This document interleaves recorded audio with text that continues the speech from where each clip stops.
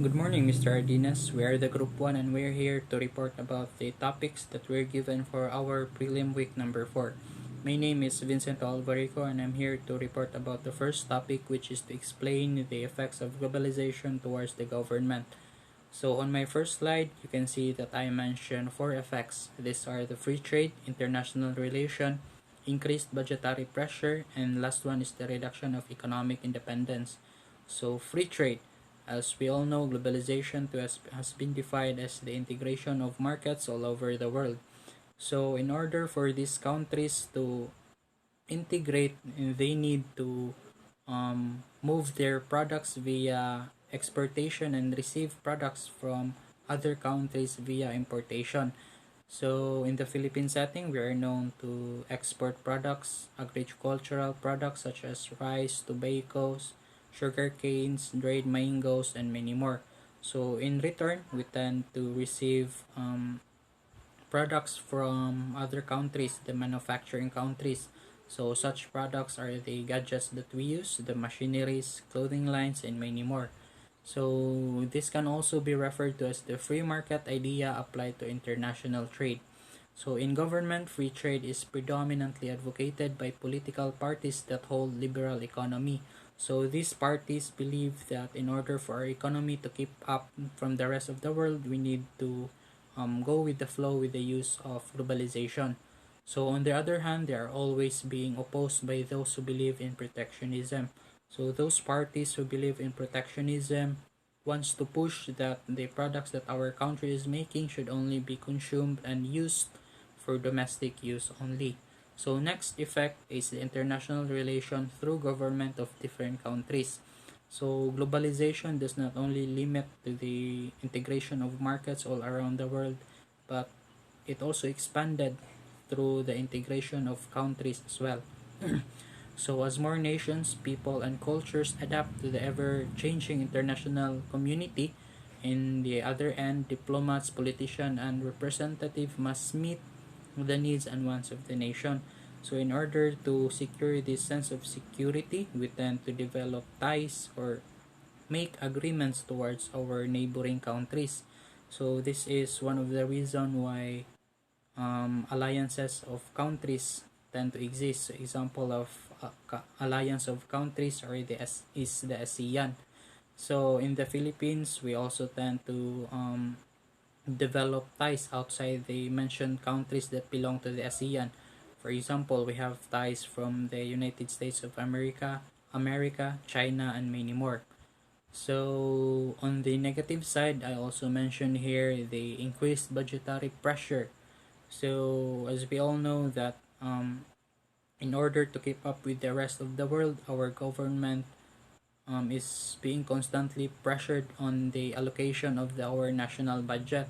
So in line with this, our government is being forced to put more budget towards the improvement of factories in order for our country to produce products that we are going to export throughout the other countries.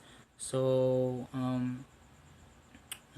as a result of this, we tend to underdevelop the capital expenditures, or this refers to as the local buildings and local buildings that need to be improved. So next is the economic reduction of economic independence. So because of globalization, we tend to believe that in order for our economy to boom, we need to integrate with other countries. So we tend to rely on them. So this tends to reduce our capability to be independent when it comes to nourishing our economy. So those are the effects, positive and negative effects of globalization towards the government. So the next topic is to be reported by my other group mates. So next is identify the institutions that governs international relation. So what is international relation? International relation is the study of interaction of nation states and non-governmental organizations in fields such as politics, economics, and security. The study and practice of international relations is interdisciplinary in nature, blending the fields of economics, history, and political science to examine topics such as global poverty, environment, security, global ethics, and political environment. The international relation is both academic and public policy field, so it can be positive and normative, depending on the academic institution. The scope of international relation encompasses issues such as globalization, global finance, terrorism, and human rights. In all cases, international relation is concerned with the relationship between political entities such as sovereign states, intergovernmental organization, non-governmental organizations, international non-governmental organizations, and multinational corporations. These are the institutions that governs international relation. First is the Association of Professional Schools of International Affairs, Global Studies Consortium, International Studies Association, the Hadafor Association of International Relations, and last is the Swedish Association of International Affairs. Mates, I am Engine Cadet Stewart de Labanes. I will be the one to report differentiate internationalism from globalism. So what is internationalism? Internationalism is a political principles that advocates greater political or economic cooperation among states and nations. It is associated with other political movements and ideologies but can also reflect a doctrine, belief system, or movement in itself. So in simple words, internationalism is political, economical, and cultural cooperation between nations.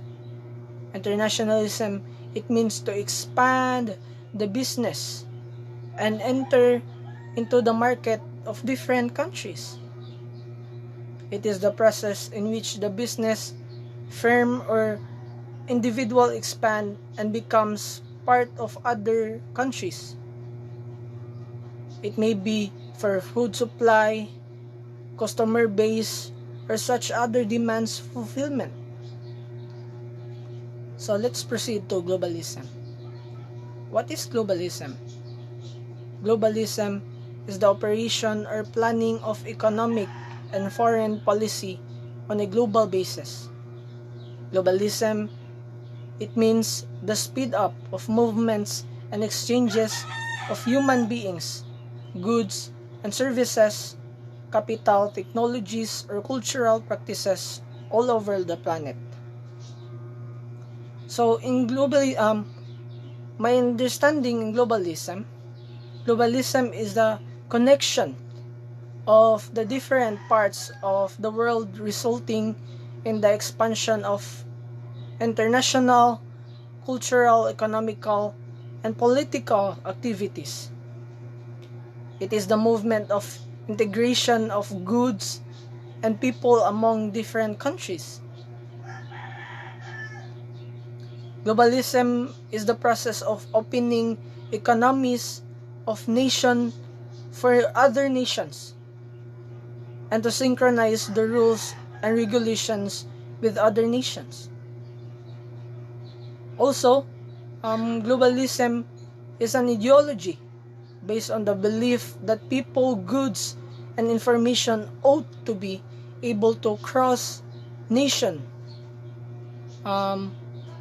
borders unfetteredly. So it means that globalism is the process and internationalism is the cooperation between the political principles. That's all, sir. So, I'm Engine Cadet Baralmar Pinunal, and I'm tasked to report about the roles and functions of United Nations. So, first is maintain international peace and security. The United Nations came into being in 1945 following the devastation of the Second World War with one central mission, the maintenance of international peace and security. The United Nations does this by working to prevent conflict, helping parties in conflict make peacemaking, and creating conditions to allow peace to hold and flourish. These activities often overlap and should reinforce one another to be effective. The United Nations Security Council has the primary responsibility for international peace and security. So, maintaining peace and security is important in order to avoid unnecessary conflict that might hinder the progress or even result in the loss of life. So, next roles and function of United Nations is to protect human rights. So, the term human rights was mentioned 7 times in the UN's founding character. So, first, why human rights is important? So, human rights are extremely important because they provide fairness and equality in our society. Without human rights, society would go back to ancient times. So, making the promotion and protection human rights is a key purpose and guiding principle of organization. In 1948, the Universal Declaration of Human Rights brought human rights into realm of international law. Since then, the organization has diligently protected human rights through legal instrument on the ground of activities. So, next roles and function of United Nations is deliver humanitarian aid. So, what is humanitarian aid? So, it is someone who is devoted to the function of human welfare and to society reform do-gooder, or someone or a person that who helps people or institution, especially with financial help. So, one of the purpose of United Nations, as stated in its charter, is to achieve international cooperation in solving the problems of an economic, social, cultural, or humanitarian character. The United Nations first did this in the aftermath of the Second World War. So they did this after the Second World War because there are some people who were hunger and there is no food. So on the devastated continent of Europe, which it helped to rebuild. The organization is now relied upon by international community to coordinate humanitarian relief operation due to natural and man-made disaster in areas beyond the relief capacity of national authorities alone. So that's all. Next reporter. Thank you.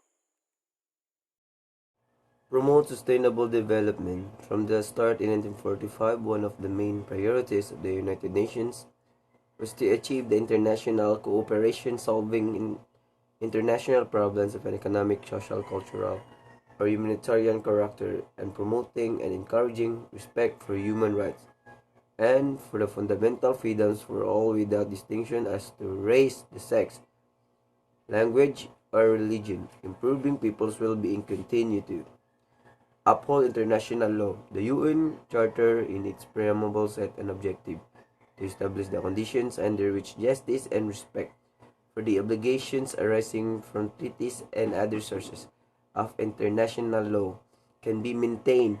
Ever since the development of and respect for international law has been a key of work of the organization. This work is carried out in many ways by courts, tribunals, multilateral treaties, and by the Security Council, which can approve peacekeeping missions, impose sanctions, or authorize the use of force when there is threat to international peace security if it deems this necessary. Good day everyone. I am Kim Matilio. I am discuss about the global governance. So first is I will define the global governance. So global governance brings together diverse actors to coordinate collective action at the level of the planet. And the goal of the global governance is roughly defined is to provide global public goods and particularly peace and security, justice and mediation system is at the beginning of the century of threats such as ethnic conflicts, infectious disease, and challenges including climate change and energy security, food and water scarcity internationally, migration flow, and new technologies are increasingly taking center stage. And the second is multiple links among climate change and resources issues at the economic crisis and state fragility. So first is governments should protectively think about the measure the risk their communities face before disaster and strike. So the second is they should be investigating in relentless measure such as hardening and fractures, improving water resources, building and redundancy into important systems, and moving people out to the harm way, improving health and care services. So the first about the multiple links among climate change and resources issue. So what is climate change? So first I will describe about the climate change. So climate change refers to the average long-term changes over the entire Earth. These include warming temperatures and changes in precipitation as well as the effects of the Earth warming and such as rising sea level, shrinking the mountain glaciers, ice melting at faster rate than usual in Greenland, Antarctica, and the Arctic, and changes in flower and plant blooming times. So, in the Earth, climate change has constantly been changing even long before humans came into the picture. So,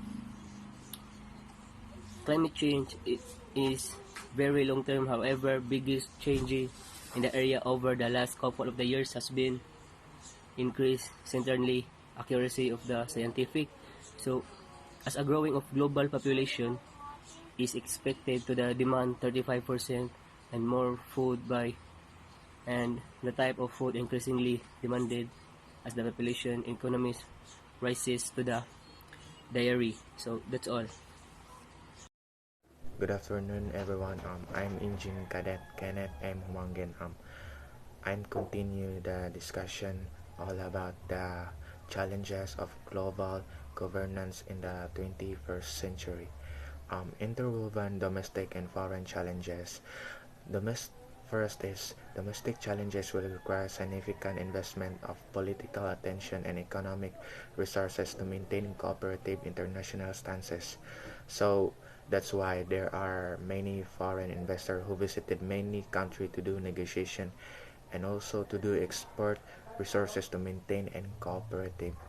Next one is leaders must pursue a development strategy that yields high economic growth rates to opening to the outside world for technology, equipment, capital, and markets, and the continuation of economic reform to increase efficiency and productivity. So that's why most of the foreign investor they have a lot of ideas. They can manage, maintain, and increase their economic growth. They can produce a new one product such as technology. um, Globalization.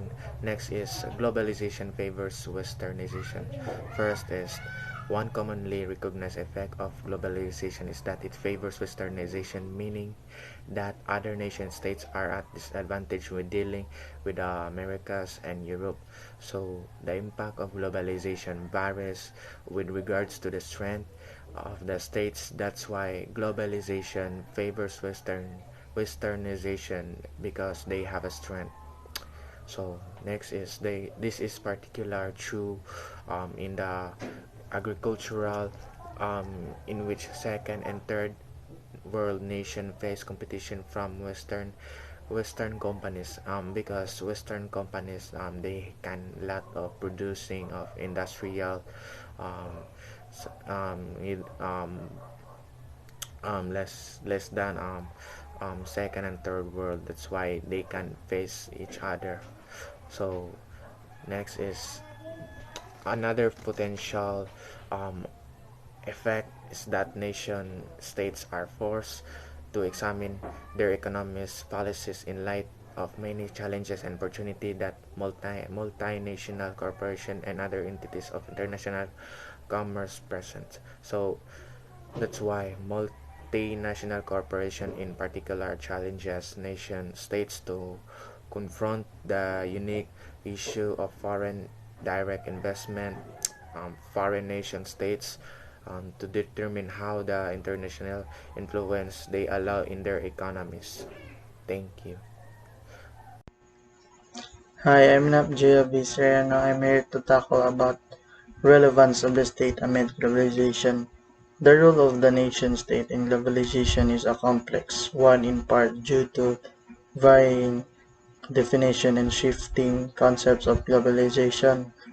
The term globalization has been used to describe many worldwide occurrences, sometimes with positive and sometimes with negative connotation.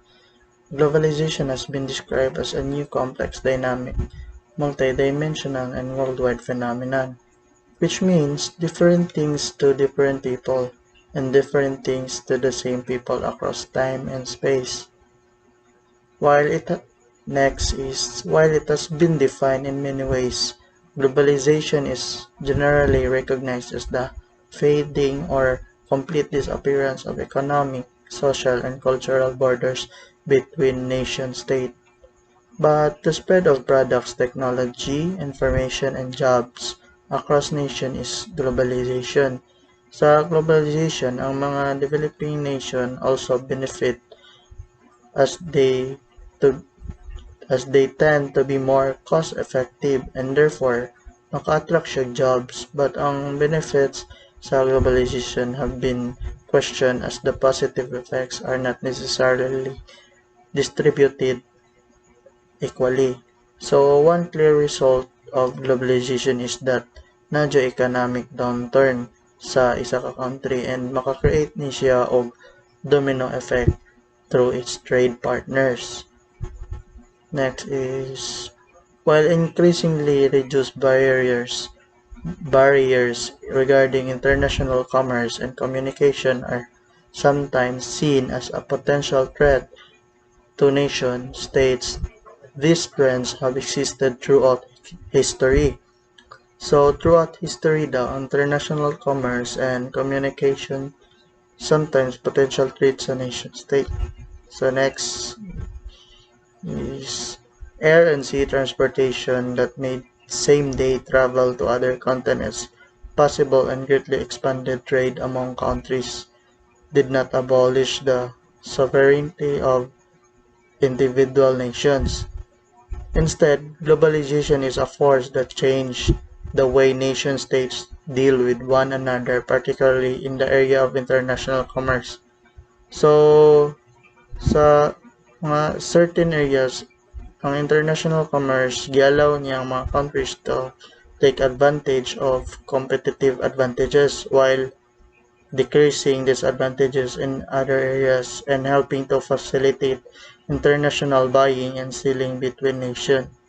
So, sa word na competitive, kung masulti tag competitive advantages, it refers to factors that allow a company to produce goods and services better or more cheaply than its rivals. These factors allow the productive entity to generate more sales or superior margins compared to its market rivals. So that's all. Thank you.